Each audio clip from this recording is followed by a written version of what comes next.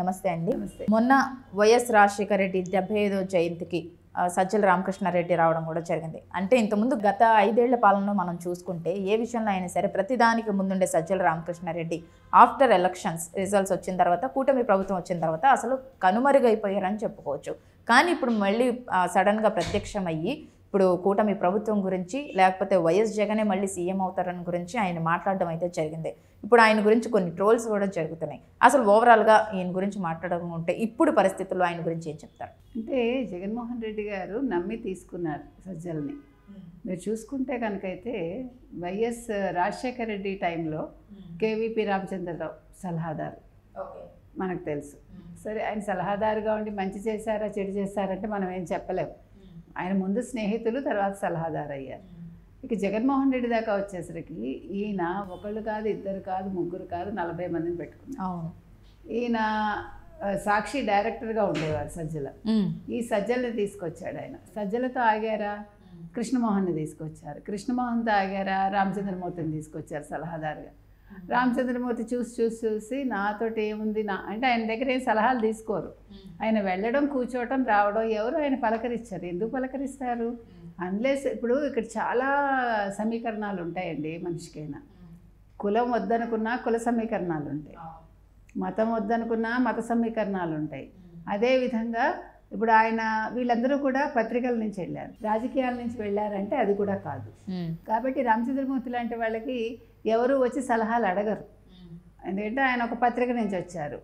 కాకపోతే ఇలా పత్రికల నుంచి వచ్చిన వాళ్ళు అసలు జగన్మోహన్ రెడ్డికి ఎటువంటి సలహాలు ఇస్తారు?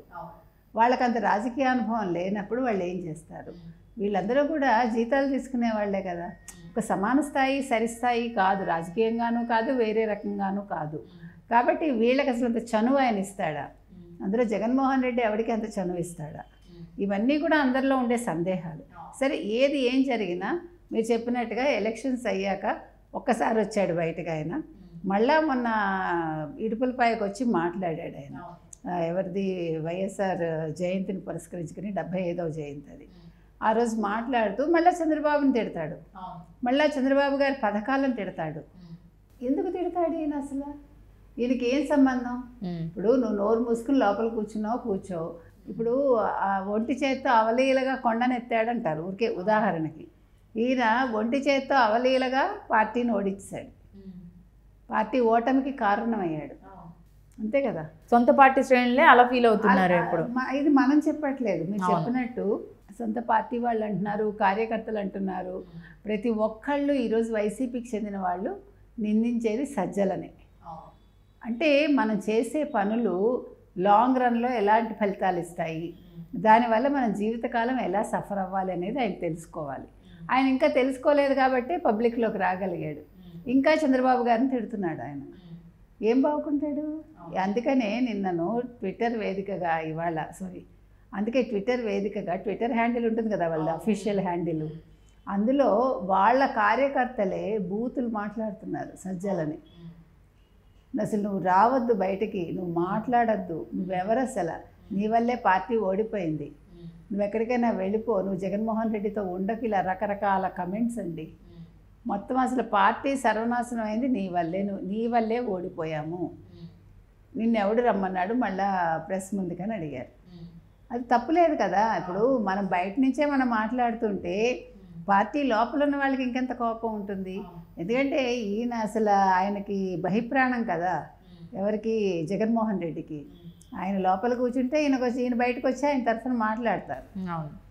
ఇంతకాలం అదే కదా చేశాడు ఆయన. ఆయన చేసిన తప్పిదమే అది. మరి ఏం చేశాడా లేకపోతే జగన్మోహన్ రెడ్డి చెప్పారా మనకు తెలియదు, కానీ అది జగన్మోహన్ రెడ్డికి అల్టిమేట్గా నష్టం కలిగించింది. అయితే ఇక్కడ ఒక పాయింట్ మాత్రం మనం చెప్పాలి. ఇప్పుడు తెలుగుదేశం కూటమి ఏదైతే ఉందో వాళ్ళు సజ్జల ఫోటోకు మంచి పూలదండ వేయాలి.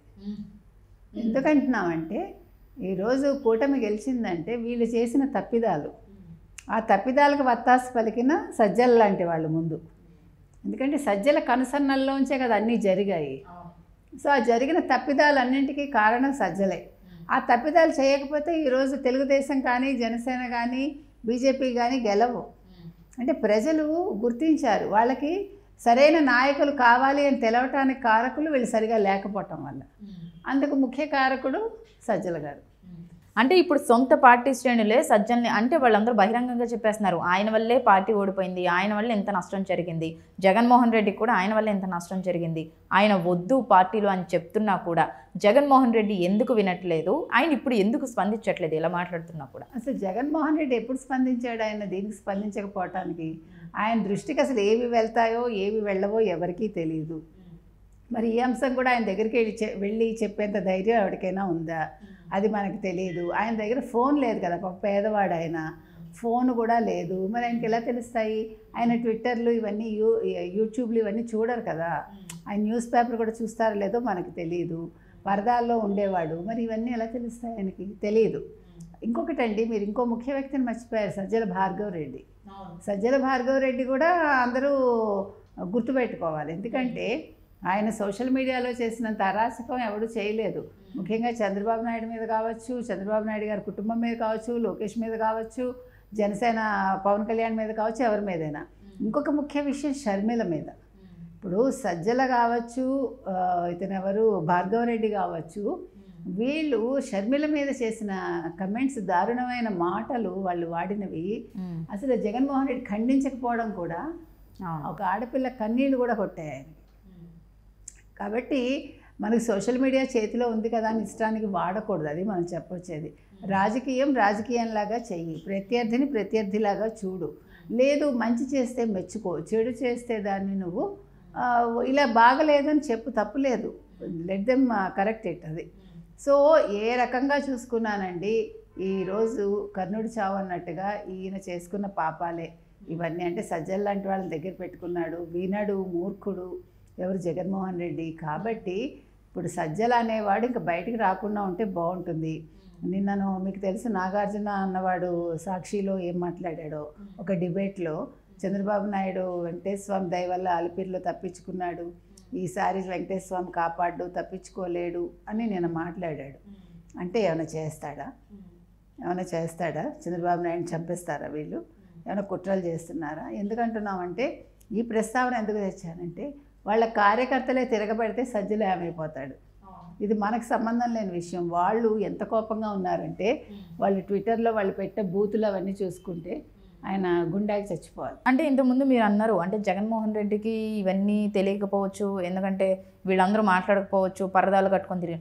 కానీ ఇంతకుముందు నిజంగానే ప్రభుత్వంలో ఉన్నప్పుడు, ఆయన సీఎం హోదాలో ఉన్నప్పుడు పరదాలు కట్టుకొని తిరిగాడు. బట్ ఇప్పుడు చూసుకుంటే కనుక ప్రజల మధ్యలోకి వస్తున్నాడు. అంటే మొన్న ఎవరికో టీడీపీ వాళ్ళు దాడి చేశారు అని, మరి వాళ్ళు క్రియేట్ చేశారేమో తెలియదు, హాస్పిటల్కి వచ్చే వెంకటేష్ అనే వ్యక్తిని కలవడం అయితే జరిగింది ఇడుపులపాయలో. అండ్ ఇంకోటి ఏంటంటే 75 జయంతి నివాళులు అర్పించడానికి వచ్చినప్పుడు అప్పుడు పులివెందుల్లో ప్రజల సమస్యలు తెలుసుకోవడానికి వాళ్ళ మధ్యలోకి వెళ్ళి వాళ్ళ సమస్యలు అడిగి తెలుసుకోవడం జరుగుతుంది.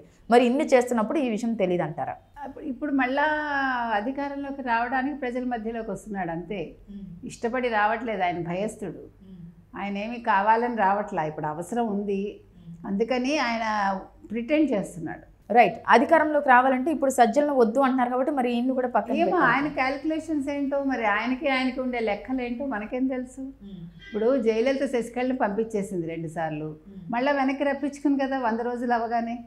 కాబట్టి వాళ్ళకి ఏం లావాదేవీలు ఉన్నాయో మీకు నాకు తెలియదు. ఇవన్నీ వదిలించుకోలేని బంధాలు కొన్ని ఉంటాయి చూడండి కుటుంబంలో, అట్లాగా ఈయన వదిలించుకోలేని బంధం ఏదో ఉంది సజ్జలతోటి.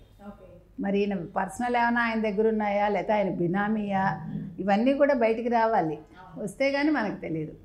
ఏది ఏమైనా కూడా సజ్జల వల్ల వైఎస్ జగన్మోహన్ రెడ్డి ఓటమికి సజ్జల కనీసం ఒక 50% కారణం. ఒక 50% ఆయన చేసిన అరాచకాలు, ఆయన చేసిన దౌర్జన్యాలు, జగన్మోహన్ రెడ్డి ఇబ్బంది పెట్టిన తీరు, తెలుగుదేశాన్ని కావచ్చు, ప్రతిపక్షాన్ని కావచ్చు, ఆయన మాట్లాడిన మాటలు, ఆయన అజ్ఞానం అన్నీ కలిపి ఆయన్ని ఓటమి పాలు చేశారు. ఓకే, నమస్తే అండి. నమస్తే.